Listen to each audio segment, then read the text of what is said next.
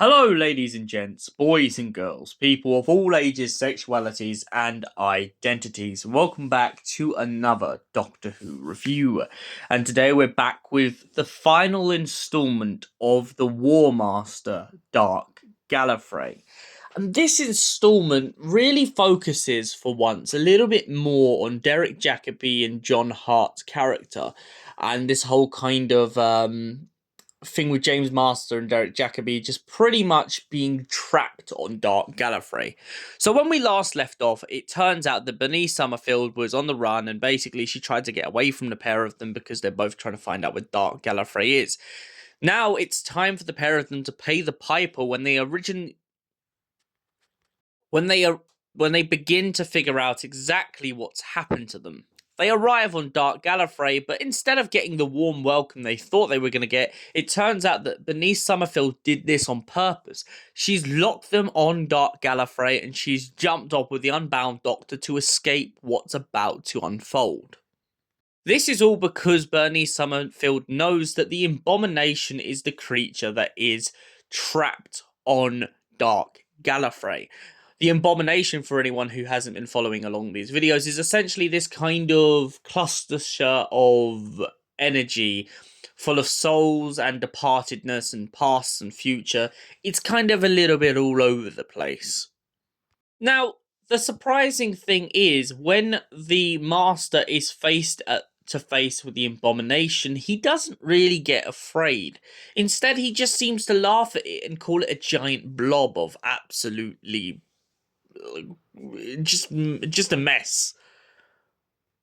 Him and John then split up, and the pair of them come into contact with a sentient TARDIS. They begin to argue with the sentient TARDIS about what to do next, and eventually the Abomination offers the Master the one thing he's always wanted in the universe, and that is to rule. However, it comes at a cost that if he tries to rule this universe, it is controlled by the Abomination, and it means that he will never truly be in power. Meanwhile, elsewhere, John is dealing with something that is kind of messing with his mind. John comes into contact with the Abomination and ends up in a really flirty relationship. But it doesn't end there. He then finds himself waking up in the middle of nowhere on Gallifrey, finding himself at odds with himself on this dark version of Gallifrey as he walks through the wastelands. He then comes into contact with the War Doctor, or what he believes to be the War Doctor, and the War Doctor essentially tries to get him to go back to the capital to restore himself. Once he gets back to the capital, John finds himself becoming a TARDIS. He then finds himself falling in love with the sentient TARDIS, which is absolutely bonkers and bizarre, but also kind of brilliant in a way. The pair then manage to save the War Master from his inevitable doom. After doing this, they manage to essentially come up with a plan to escape. At first, the War Master proposes that they both just kill themselves. It's the only way to stop the Abomination from ever escaping, because to escape it needs a host. They manage to escape the Abomination and end up stranded on a rock with the ghosts left of Dark Gallifrey. The War Doctor and the War Master begin to reminisce over the fact of how the war has changed the pair of them. However, the War Doctor then admits to the War Master that he knows he's a ghost and that there is no way of changing that. After fading away, the War Master and John try to come up with a plan to escape Dark Gallifrey by using John's power of a TARDIS. However, John is very drained, so he can't really move between time and space.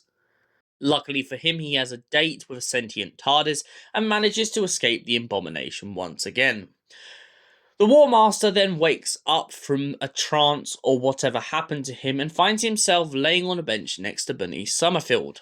When he wakes up, he begins to point out to her that he's been thinking about the days ahead rather than the past.